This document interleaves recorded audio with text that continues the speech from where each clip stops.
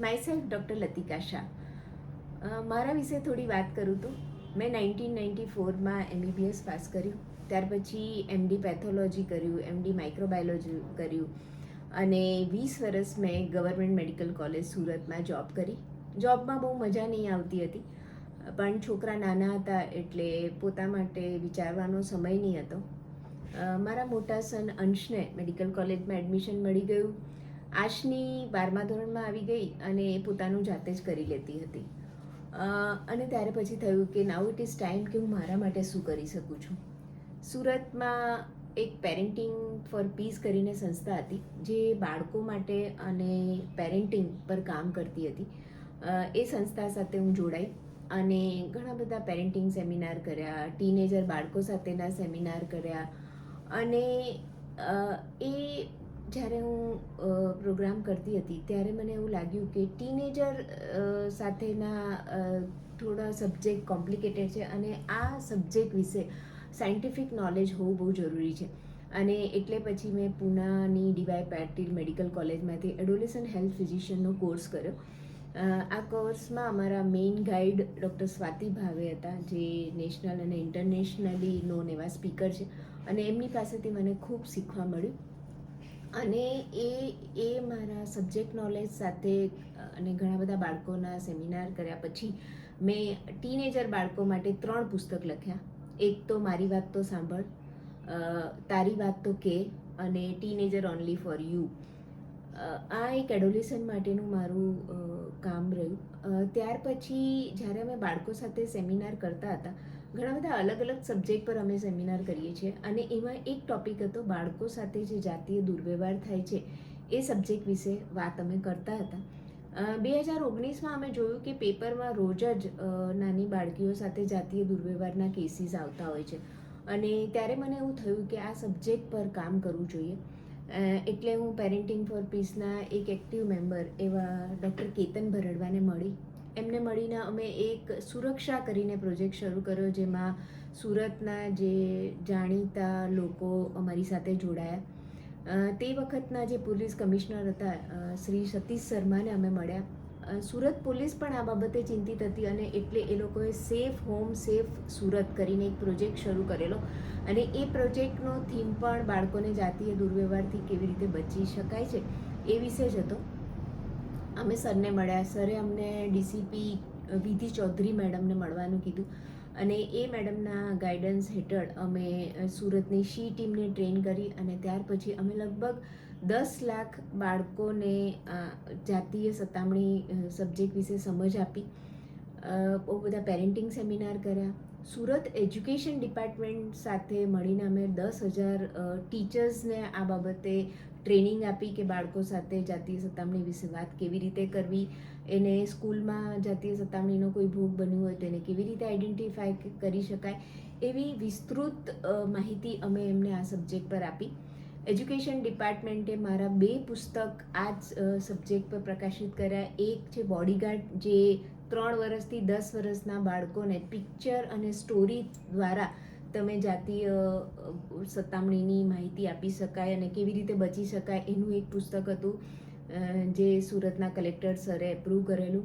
અને એક બીજું એની સાથે હતું કે બાઉન્ડ્રી લાઇન પુસ્તકનું નામ છે અને બાઉન્ડ્રી લાઇન જેમાં યંગ એજના છોકરા છોકરીઓ જાતીય સતામણીમાં કેવી રીતે ફસાય છે, એમાંથી કેવી રીતે બચી શકાય છે, તેમાં લગભગ 18 થી 20 સાચા કિસ્સાઓ નામ બદલીને રજૂ કર્યા છે. અને આવું તમારી સાથે થાય તો તમે શું કરી શકો છો, ગવર્મેન્ટના કઈ સ્કીમ છે જે તમને આમાં મદદ કરી શકે છે, કયા કાનૂન છે, પોક્સો એક શું છે, એના વિશેની માહિતી આપી છે. અને આ બધા કામમાં હું વિચારતી હતી કે યુટ્યુબમાં વિડીયોઝ હોવા જોઈએ જેથી તમે હજારો લોકો સુધી પહોંચી શકો, પણ ક્યાંક ને ક્યાંક આળસમાં એ રહી જતું હતું. હું જ્યારે સાંજે દોડવા જાઉં ત્યારે ફેમસ લોકોના વિડીયો સાંભળતી હોઉં છું, પોડકાસ્ટ સાંભળતી હોઉં છું. યંગ જનરેશનના લાઈક રણવીર અહુલિયા છે, એક રાજ શ્રીમાન છે, પછી જય વસાવડા છે, આ લોકોના પોડકાસ્ટ સાંભળતી હોઉં છું. એકવાર હું નિખિલ કામત, જે ઝીરોદાના કો ફાઉન્ડર છે, એમનો પોડકાસ્ટ સાંભળતી હતી. મને એમ કે એમણે કોઈ ફાઇનાન્સ નોલેજ આપ્યું હશે પરંતુ એમણે એક VTF કરીને એક પોડકાસ્ટ શરૂ કરેલું જે યંગ છોકરાઓ માટે છે કે તમારે કોઈ બિઝનેસ નવું સ્ટાર્ટઅપ કરવું હોય તો કોની પાસેથી મદદ કરવી માંગવી અથવા તો કઈ રીતે તમે નવો બિઝનેસને સ્ટાર્ટ કરી શકો છો એના વિશેની માહિતી આપે છે.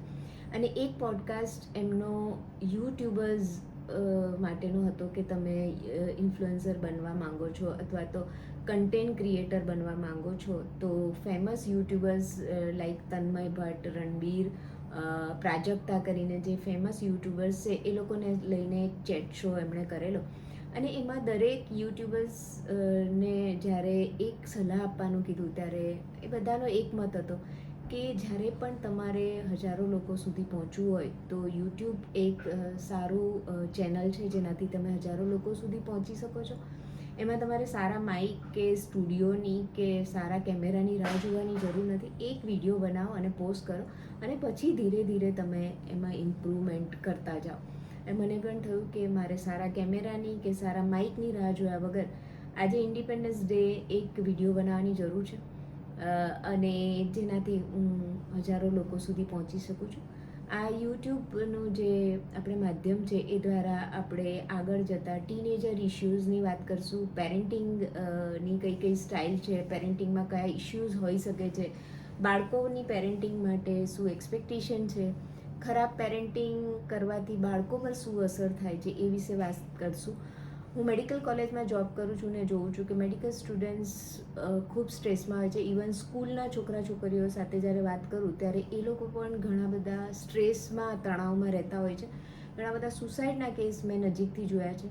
તો બાળકોની મેન્ટલ હેલ્થ માટે શું કરી શકાય છે, સુસાઇડ પ્રિવેન્શન માટે શું કરી શકાય છે, એવા ઘણા બધા ટૉપિકની આપણે ડિસ્કશન કરશું. મારું છેલ્લું એક પુસ્તક હમણાં આવી રહ્યું છે જે મેરેજ મોમેન્ટ્સ જેનું નામ છે. તે એવા યુવક યુવતીઓ માટે છે કે જે લગ્નની ઉંમરમાં પસાર થઈ રહ્યા છે. કેવો છોકરો હોવો જોઈએ, કેવી છોકરી પસંદ કરવી જોઈએ, કઈ મેડિકલ હિસ્ટ્રી તમારે લગ્ન પહેલાં જાણવી જોઈએ, તેના વિશેનું એ પુસ્તક છે. મેં ઘણા બધા સેમિનાર એવા યુવક યુવતીઓ જોડે કર્યા છે કે જે મેરેજ કરવા જઈ રહ્યા છે અને ત્યારે હું જોઉં છું કે એ લોકોને પોતાના લાઈફ પાર્ટનર વિશેનું કોઈ ક્લેરિટી નથી હોતી, મેડિકલ નોલેજ હોતું નથી, ગર્ભ નિરોધક વિશે માહિતી હોતું નથી, સેક્સ માટેનું કોઈ નોલેજ નથી હોતું. અને આવા સેન્સિટિવ ટૉપિક્સને મેં આ પુસ્તકમાં લીધા છે અને આવા જ ઘણા બધા ટૉપિક્સનું પણ આપણે આ ચેનલ પર ડિસ્કસ કરશું. સો મને આશા છે કે આ ઇન્ડિપેન્ડન્સ દિવસે મેં મારા જે આળસ છે તેમાંથી ફ્રીડમ કરી અને આજે આ એક વિડીયો મૂકવા જઈ રહી છું. મારી નમ્ર વિનંતી છે કે મારા આ યુટ્યુબ ચેનલ સાથે તમે જોડાઓ અને મારા એડવેન્ચરને સાથ આપો. Thank you so much.